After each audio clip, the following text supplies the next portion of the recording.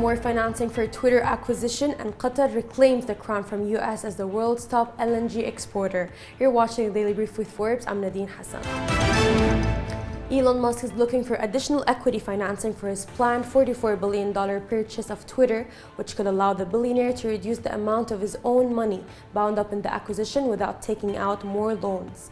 Musk is reportedly communicating with hedge funds, private equity companies, and wealthy individuals about the possibility of obtaining equity financing. He also contacted major Twitter shareholders about the prospect of holding onto their stakes in the company's new structure. Qatar reclaimed its title as the world's top liquefied natural gas exporter, just as the end of winter lowered demand for the heating fuel in the northern hemisphere. Exports of Qatar's superchill fuel surpassed 7.5 million metric tons, edging out the US looking ahead. The US and Qatar are expected to engage in a two-horse race for dominance in the global LNG market. OPEC's oil production in April rose by 40,000 barrels per day, month on month, to 28.58 million, undershooting the rise agreed upon under a deal with allies. The output increase came below 254,000 BPD rise pledged under the supply deal, despite higher supplies from Saudi Arabia and other top producers. Brent crude rose 0.58% to 107.76 per barrel, while West Texas crude gained 0.56% to $105.28 a barrel. British energy giant BP plunged into a huge net loss in the first quarter after it decided to exit Russia over Ukraine's war. The loss after tax stood at $20.4 billion following BP's decision to pull its 19.75% stake in energy group Rosneft, ending more than 3 decades of investment in Russia. BP had posted a net profit of $4.7 billion in the first quarter of 2021.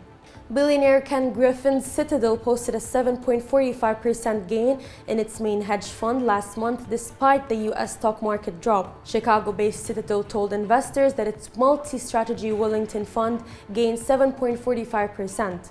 This year, the global fixed income rose 13.10%, while tactical trading increased 9.75%, and Citadel equities climbed 7.75%. All the 5 Citadel's investment strategies, including equities, commodities, global fixed income and macro, credit, and quantitative strategies, recorded gains last month. Wall Street's main indexes closed a seesaw session higher as investors bought into technology names in the last hour of trading amid bets they had been overly beaten down ahead of this week's Federal Reserve meeting.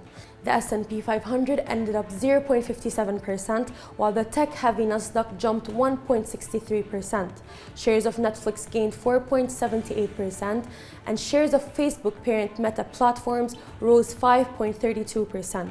Activision Blizzard climbed 3.25% after billionaire Warren Buffett said his company Berkshire Hathaway had taken a 9.5% stake in the video game maker.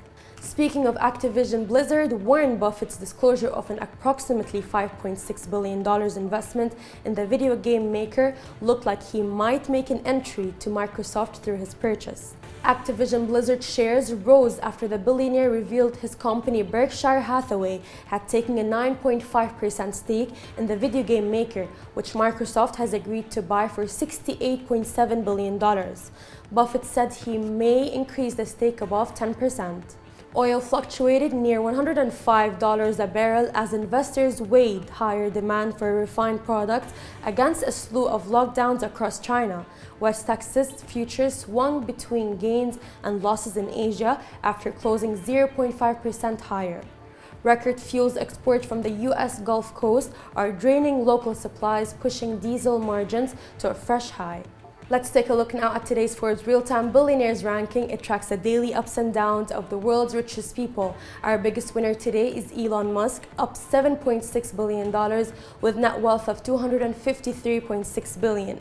Our second biggest winner today is Mark Zuckerberg, up $3.7 billion with net wealth of $75.5 billion.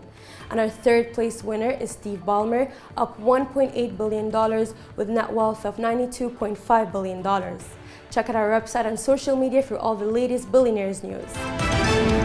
European stock markets opened mixed, with London falling after a long holiday weekend and Eurozone indices rebounding. London's benchmark FTSE 100 index shed 0.8%, catching up with losses in Frankfurt and Paris. Eurozone indices recovered at the start of trading, with Frankfurt's DAX index gaining 0.2%. I'm Nadine Hassan. This is the Daily Brief. Thanks for watching. Watch me tomorrow.